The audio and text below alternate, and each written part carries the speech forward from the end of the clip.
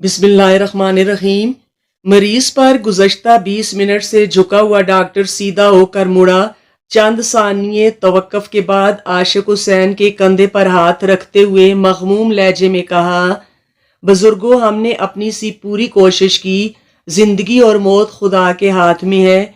किसी भी वक्त कोई भी मौजज़ा रुनमा हो सकता है, मगर मर्ज इतना पुराना था और सलवतरियों ने मर्ज को इतना बिगाड़ा था कि मरीज के बचने की अब कोई उम्मीद नहीं है। बमुश्किल 13 घंटे जी सकेगा। आशिक हुसैन ने नीली आंखों से, जो बकसरत रोने से लाल हुई थीं, डॉक्टर की तरफ देखते हुए कहा, डॉक्टर साहब, क्या मेरे जवान जहां बेटे के बचने का कोई इम्कान नहीं है? डॉक्टर ने तासुफ के साथ कहा, मुझे इंतहाई अफसोस के साथ कहना पड़ रहा है कि शायद ही हम आपके बेटे को बचा सकें। अच्छा डॉक्टर साहब, फिर हमें इजाजत दीजिए कि हम घर की राह लें। आशिक हुसैन ने डॉक्टर को मुखातिब करते हुए कहा। डॉक्टर इस तकाजे पर शशदर रह गया। हैरत से कहा, बुजुर्गों, आपके बेटे पर जानकनी तारी है। वो जान देने के कर्ब में मुब्तला है। यहाँ हम उसे ऐसी अद्वियात ड्रिप में डाल कर दे रहे हैं कि जिससे मौत का अमल कम तकलीफ दे होता है। आशिक हुसैन ने फूट फूट कर रोते हुए कहा, डॉक्टर साहब, अगर ये चैन से मर गया तो दुनिया वाले मुझे चैन से जीने नहीं देंगे।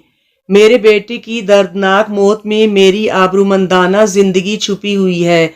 हमारे गांव तक बस का किराया 120 रुपए है और एम्बुलेंस वाले 6000 मांगते हैं। बस वाले मैयत की टिकट नहीं काटते और ना ही मुर्दे को सीट देते हैं। अलबत्ता रास्ते में अगर सवारी मर जाए तो लाश को उतारने का नहीं कहते।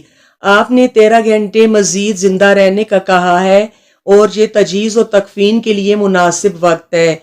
एम्बुलेंस का किराया आखिरी रसूमात पर खर्च कर लूंगा और बस में इंशाअल्लाह उसे मौत भी जल्द आ जाएगी। डॉक्टर ये सब कुछ सुनकर सुन हो गया, बिना कुछ कहे चल पड़ा। आशिक हुसैन बेटे को टकटकी बांधे उस वक्त तक देखता रहा जब तक आंखों में उमड़ते हुए आंसुओं ने उसका चेहरा ढांप न लिया था। इतने में नर्स ने आकर आशिक हुसैन को डिस्चार्ज स्लिप थमाते हुए कहा, बाबा जी, आप मरीज को लेकर जा सकते हैं। आशिक हुसैन बोझल दिल और शिकस्त खोरदा कदमों के साथ गांव की तरफ चल पड़ा। बस में दौरान सफर अब भी वो गांव से कोसों दूर था। वो तजीज़ व तकफीन के पूरे इंतजामात को जहन में तरतीब दे चुका था। आज जुम्मा मुबारक का दिन था। सुबह के 10 बज रहे थे। उसे उम्मीद थी कि गांव पहुंचते पहुंचते उसके बेटे ने जान दे चुकी होगी। गांव वाले आनन फानन कब्र खोद कर तैयार कर लेंगे। कफन, अरके गुलाब, सखात का साबन, मौलवी साहब की जायनमाज और दीगर तमाम लवाजमात गांव के बाजार में सलाम दुकानदार के पास दस्तयाब होते हैं। उसने उंगलियों पर मोटा मोटा हिसाब लगाते हुए तखमीना 4500 का निकाला। इसके अलावा कुल तक और बाद में भी फातिहा पढ़ने के लिए आने वाले मेहमानों और दूर पास के रिश्तेदारों के लिए आटे, दूध, पत्ती, चाय और घी शक्कर का खर्चा उसके हिसाब से कोई 2500 बन रहा था और तकरीबन उतनी ही रकम उसके पास बची हुई थी जो उसने बेटे के इलाज मुआलजे के लिए घर का आखिरी असासा बैल बेचते हुए खरी की थी। जूं जूं गांव करीब आता जा रहा था, तू तू उसकी परेशानी बढ़ रही थी। उसने जनाजे का वक्त जोहर की नमाज अदा होते ही तय किया था और मगरिब तक सारी रसूमात अदा हो चुकी होंगी। मगरिब पढ़ने के बाद मस्जिद में गांव वालों और मेहमानों को जो खाना उसने देना था उसका इंतजाम उससे नहीं हो पा रहा था। किसी से उधार लेना तो नाक कटने वाली बात थी।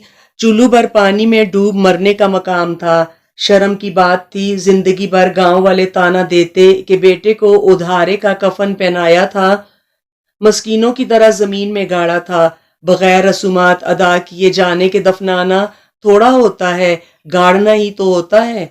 उसने शुक्र अदा किया कि उसने मुर्दा बेटे को गांव लाने की बजाय जहां बलब बेटे को लाने का फैसला किया, वरना गांव में शरवार भी उतरती और बेटे की बख्शिश भी ना होती। अचानक आशिक हुसैन को जबरदस्त झटका लगा। ड्राइवर ने इतने जोर से ब्रेक दबाई थी कि सड़क पर टायरों के निशानात पड़ गए थे, मगर ड्राइवर फिर भी उन 3 कुत्तों को नहीं बचा सका था।